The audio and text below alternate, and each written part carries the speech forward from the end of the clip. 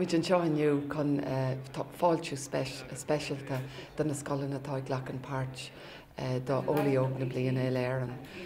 Seo rudí intachhaid san RDS i Eanáir.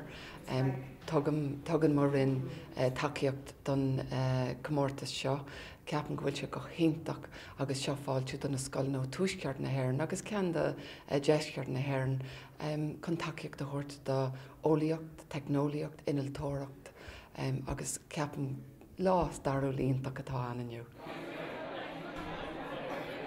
Is Mr. Joseph McCann, Thomas Condalú, Tá ag freastal ar Scoil na Seachóige. Tom an seo is Stormont agus tána tógarí eolaíocht go hiintach.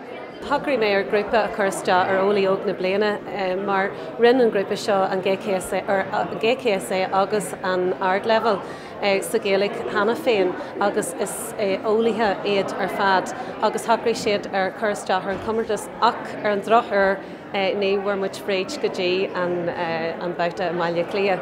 Ach bhí siad ag déanaí lé ar an grúig rua agus tarseach na peine agus bhíneart tíide gent acu go dtí seo.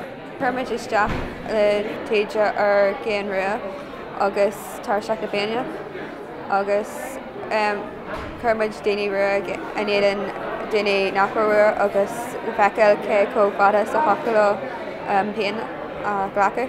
So imime John Soltas agus barálinn Eanáir ar éis an bblion seachóige.